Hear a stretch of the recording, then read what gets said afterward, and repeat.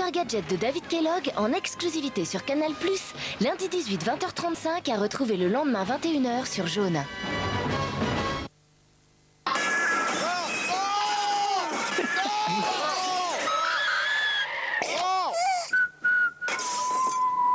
Non. 2 ans, c'est trop. On veut plus voir ta tronche.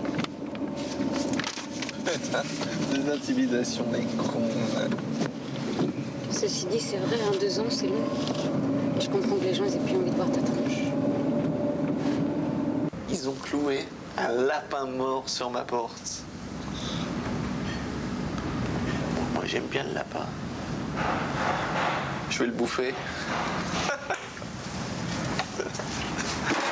Puis il y a eu ma copine. Ils ont essayé de l'intimider. Je veux dire, ils ont pensé que parce que c'était ma copine que ça allait m'intimider. Arrête. Puis ils m'ont atomisé les couilles avec un slip piégé. Bon, ça c'est le vieux truc du slip piégé. Bon. J'étais prêt à continuer, fallait pas l'inviter coûte que coûte. J'étais remonté. Jusqu'au moment où c'est allé trop loin.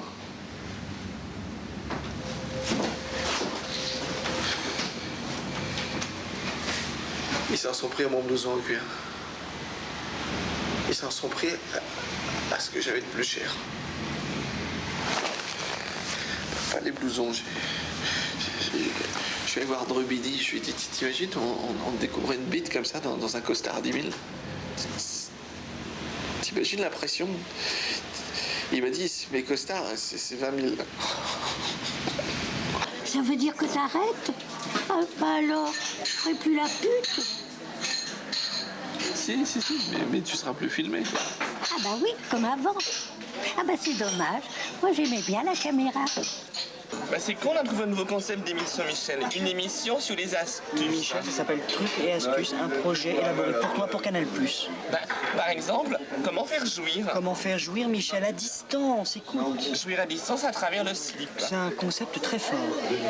Le nouveau mot d'ordre sur Canal+ cette année, c'est consensus, élargir la cible, rassembler.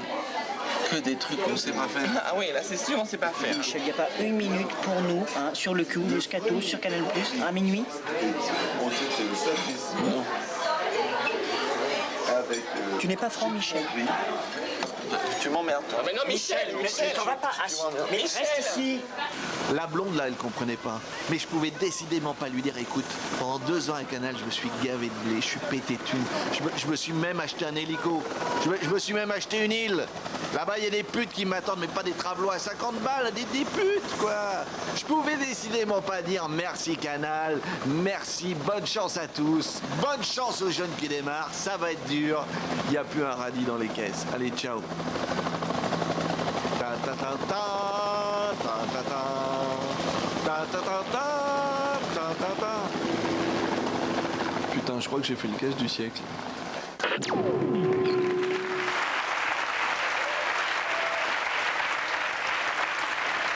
Antoine, il est 19h30.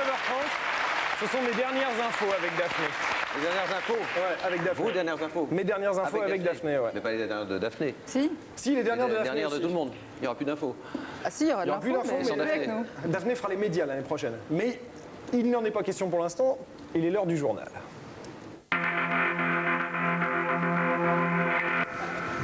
Salut beauté. Salut. Bonsoir, on s'est déjà dit bonsoir. Bonsoir, beauté. Alors l'actualité. Bonsoir. L'actualité. Ça commence mal à AOM Air Liberté, c'est fini. La direction des 2 compagnies a déposé le bilan aujourd'hui, faute de solution. Delphine Bouedard, Baptiste Muckensturm. 17h devant le siège d'AOM à Orly, la direction et les éventuels repreneurs sont repartis chacun de leur côté, les salariés apprennent le dépôt de bilan. Surprise quand même ou pas? Pas trop, non. C'était les bruits qui couraient, qui avaient déposé le bilan, donc maintenant on va voir ce qu'ils décident. Ça a été, voilà, nous avons déposé le bilan, là-dessus nous n'avons plus rien à vous dire. Au revoir. Pour les 5000 salariés d'AOM et d'Air Liberté, c'est une nouvelle histoire qui commence. Un administrateur judiciaire va être nommé, il placera la compagnie en observation et tentera d'effacer les dettes, ce qui peut donner une ultime chance à l'entreprise. Le dépôt de bilan, ça va faire sortir du bois des investisseurs qui n'attendaient que ça, parce que ça règle un passif déjà. qui existait et que personne ne voulait reprendre, bien sûr. En fait, ces repreneurs de la dernière chance n'ont que 15 jours devant eux. Fin juin, AOM Air Liberté n'aura plus un franc en caisse. Et là, si personne n'intervient, ça sera le démantèlement. En fait, ça va vraiment être un magasin où chacun va pouvoir faire ses courses. Chacun pourra acheter le nombre d'avions qui lui chantent, le nombre de personnes s'il le souhaite, des tables, des chaises, des téléphones et des crayons. Cet après-midi à Orly, le personnel des deux compagnies aériennes a spontanément cessé le travail et si rien ne bouge, les vols prévus cet été ont toutes les chances d'être annulés. Pas de report du procès de Jackie Kaisersmertz. Malgré les efforts de ses avocats, ce procès s'est ouvert ce matin devant la cour d'assises de la Nièvre en présence de l'accusé. Alors l'instituteur de Cosne-sur-Loire est poursuivi, vous le savez, pour viol et agression sexuelle et il est parfaitement en mesure de comparaître malgré les dénégations de ses avocats qui le disent fragile et fatigué. Mais que dire de ces victimes qui attendent ce procès pour être lavées? Alors pour la première fois tout à l'heure, l'instituteur a demandé pardon à ces victimes. Il encourt 20 ans de réclusion criminelle. Et puis deuxième et dernier jour du procès de Monseigneur Piquant, 66 ans. Le procureur a requis une peine de 4 à 6 mois de prison avec sursis à l'encontre de l'évêque, poursuivi pour ne pas avoir dénoncé les penchants pédophiles de l'abbé Bisset. Le jugement a été mis en délibéré au 4 septembre. 20 prêtres sont actuellement poursuivis pour les mêmes délits. Le dernier en date vient de Marly-le-Roi dans les Yvelines. Il a 63 ans. Il aurait abusé d'au moins 3 jeunes filles. L'arrêt Perruche, déjà très controversé, n'a pas de beau jour devant lui. Les sages du comité d'éthique se sont prononcés contre. Alors, il y a 7 mois, la Cour de cassation avait rendu cet arrêt. Elle acceptait ainsi d'indemniser un enfant gravement handicapé, Nicolas Perruche, un enfant né handicapé faute de diagnostic prénatal. Sa mère avait la rubéole. Virgile Lado, Marie-Christine Lux.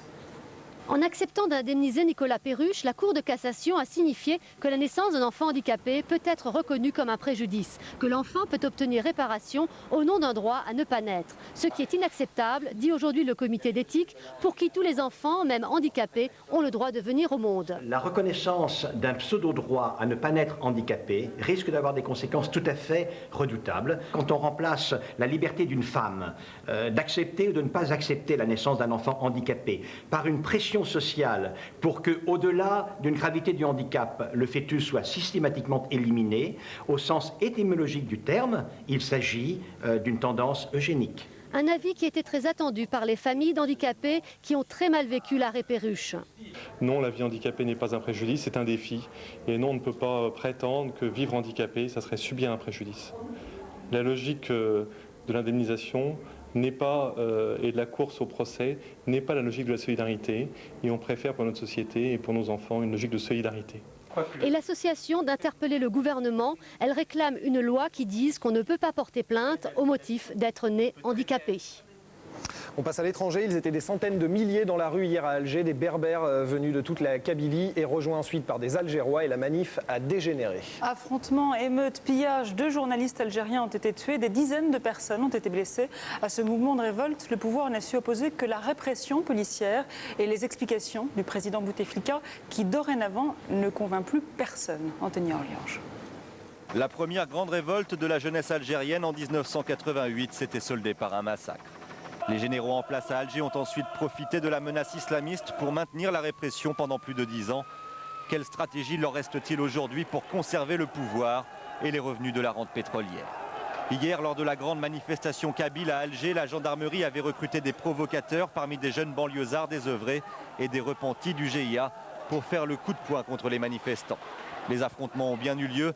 Il y aurait même eu des tirs à balles réelles, aussitôt démentis par le ministère de l'Intérieur sur la télévision nationale. Il s'est passé beaucoup de... On a tout fait pour qu'il n'y ait pas de pertes humaines. Nous avons évité le pire. 3 morts, 400 blessés, la marche pacifique s'est achevée en émeute. Mais les pillages avaient souvent des cibles précises, comme ces voitures d'importation brûlées au port d'Alger. Avec le pétrole, l'import-export et ces trafics sont une des principales sources de revenus pour la classe dirigeante. Et aujourd'hui, difficile de jouer la carte ethnique pour discréditer les manifestants. Les émeutes s'étendent à l'est du pays, bien au-delà de la Kabylie. Alors quand le président Bouteflika parle de complot et de manipulation, plus personne ne l'écoute.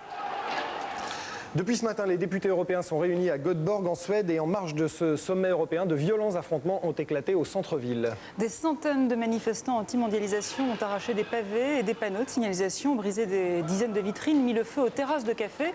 Ils se sont aussi attaqués à un McDo, un spectacle de désolation et un bilan, une trentaine de personnes, dont une dizaine de policiers hospitalisés. Alors selon les habitués de ce genre de sommet, ces émeutes sont parmi les plus violentes ayant marqué une telle rencontre. D'ailleurs, les délégations de 3 pays ont dû quitter leur hôtel dans le centre-ville.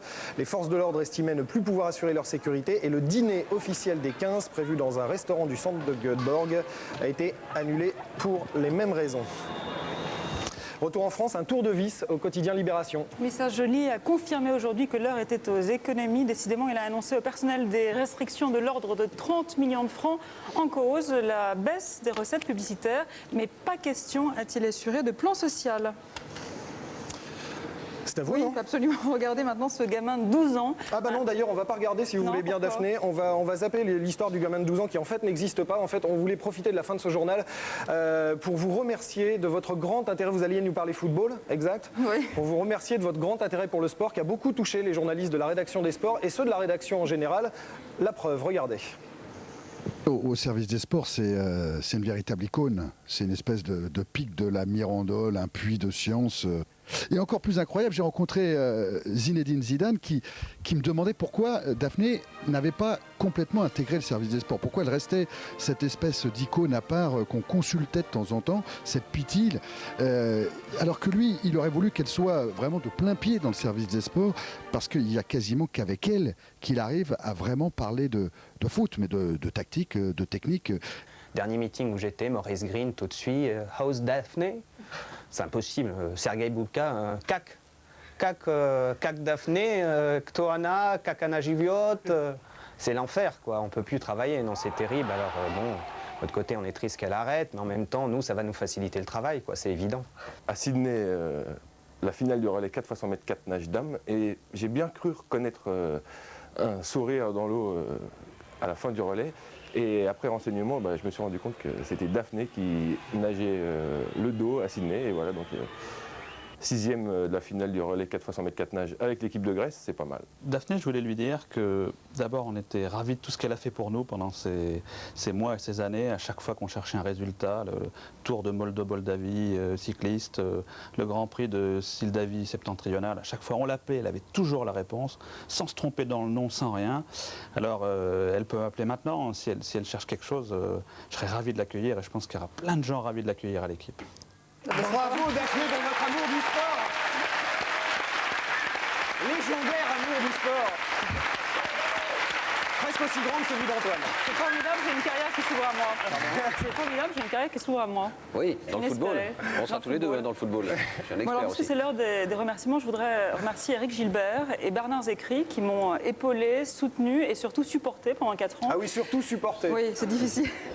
Et puis je voudrais bien évidemment remercier toute la rédaction de Canal+, qui est une rédaction absolument formidable et qui a mis son talent au service de journal pendant 4 ans.